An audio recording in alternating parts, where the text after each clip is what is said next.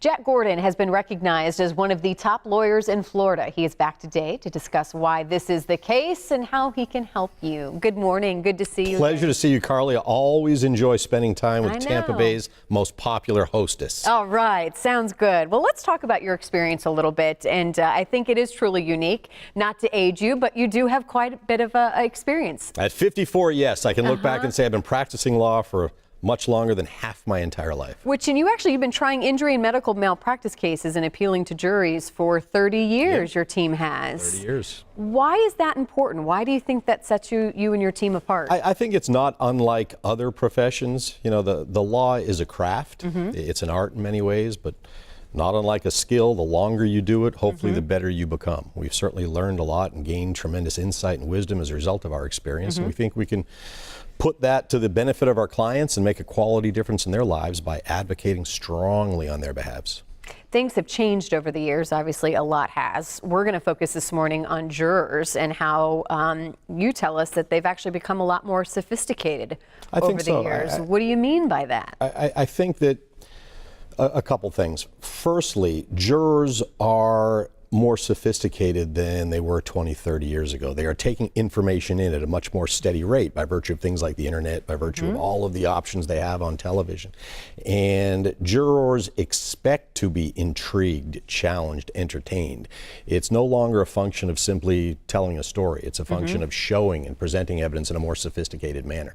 And as a result, the need to create a trial presentation is that much more important. It's no longer, again, merely one lawyer telling a story. It's now a team of lawyers making a trial presentation, utilizing technology, computer animations, as much information as we can otherwise provide. Jurors want to learn. Jurors are smart. It's just a function of being able to have the resources to properly teach them. Well, and I would imagine just with anything else, because there is more information for jurors, that can also be a good thing and a bad thing if they're looking on the internet and kind of informing themselves on what they think is. This has become one of the major concerns in jurisprudence today. Here in Florida, as in many other states, there's a very specific jury instruction that His Honor or Her Honor will deliver to the jurors at both the beginning of the trial and then remind them throughout the course of trial. You are not to be reviewing the internet. You are not to be doing investigation or research on your own. But as trial lawyers, we know that the vast majority of jurors are probably ignoring that instruction. Let's talk about some challenges that maybe you faced over the years and how it's just, again, just changed over the years. What are the bigger challenges these days? I think that the practice of law is not different than the practice of medicine in that you no longer have general practitioners. You no longer have someone who's merely proficient generally in the laws of the state. Now there is specialization. And the lawyers who practice in the areas of medical malpractice as I do or as personal injury don't really do anything else. And that wasn't true 25, 35 years ago. Today it is. And it's one of the reasons board certification is so important because it demonstrates that the lawyer is not merely proficient, again, at general laws, but has garnered a degree of expertise by virtue of both his experience and additional training. So as we get ready to close here, though, if someone is looking for a team to help them, they think they have a case, I mean, how do you best educate somebody to start that process and who to call?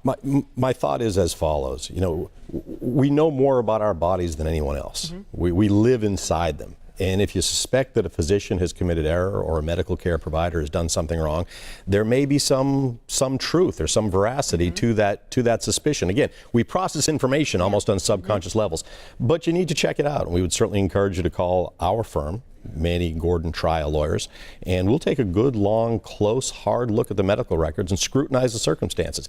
Can't promise everyone that there will be sufficient evidence to support a claim, but I can promise them this, that if there is evidence in the medical chart that demonstrates that there may be error, we'll find it. All right. Well, lots of stuff to chat about. We look forward to having you back again Always soon. a pleasure. Thank you so much for having me, Carly. I know, thank you. And again, we'll put up the info for you. If you have any questions, again, his team says they welcome the phone calls. Go ahead, call, check them out online as well.